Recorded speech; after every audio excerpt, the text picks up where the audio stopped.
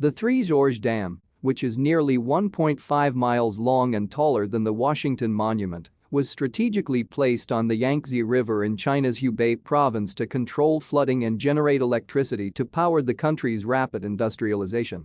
Due to the record deluge of rainfall, the world's largest hydroelectric dam, which has a volume of 39.3 billion cubic meters, is at risk of breaking, which would kill or displace millions, flood China's cradle of manufacturing, and create massive disruptions in the global supply chain. Many highly populated cities have already seen historic flooding. As an early indicator, the global supply of personal protective equipment needed to contain a resurgence of the COVID-19 pandemic has been delayed by weeks, Reuters reported. The integrity of that supply chain is already precariously unstable due to a legion of disasters emanating from China in 2020. Foremost of these was the appearance and global spread of the novel coronavirus that causes COVID-19. China did not react quickly to contain the pathogen and allowed 5 million people to leave Wuhan, the coronavirus epicenter, prior to the mandated quarantine. The pandemic has reportedly killed an estimated 652,000 people globally, with 150,000 in the United States. The full impact on global economies and health is immeasurable. The dam is upstream of major manufacturing hubs Wuhan and Zhejiang, along with Shanghai 1,000 miles farther down at the coast. Flooding has already caused immense devastation.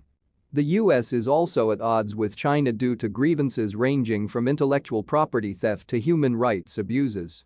Mike Pompeo, US Secretary of State, aired these grievances against the Chinese Communist Party, CCP, in an incendiary speech on July 24 from the Nixon Library. "We imagined engagement with China would produce a future with bright promise of comedy and cooperation," Pompeo said, recalling the idealized relations President Richard Nixon envisioned when he first visited the country in 1972. But today we're all still wearing masks and watching the pandemic's body count rise because the CCP failed in its promises to the world. "We're reading every morning new headlines of repression in Hong Kong and in Xinjiang," he continued. "We're seeing staggering statistics of Chinese trade abuses that cost American jobs and strike enormous blows to the economies all across America, including here in Southern California. And we're watching a Chinese military that grows stronger and stronger, and indeed more menacing." On July 25, the US ordered the Chinese Consulate General in Houston to close after becoming convinced the building served as the headquarters for a Chinese-sponsored espionage ring. Earlier in the week it was reported that the Chinese were burning papers outside of the consulate. The US trucking sector should follow these events closely, as changes may occur rapidly that transform the nature of the trucking business. In the short term, disaster relief supplies and food may need to be expedited to China as millions of hectares of crops have already become inundated. And while trucks and equipment are built in North America, parts and materials are sourced from China, and many automotive factories are downstream from the dam. In the near future, there may be some difficulty getting those parts.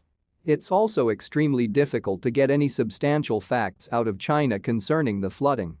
The BBC reported on July 23 that 150 had died.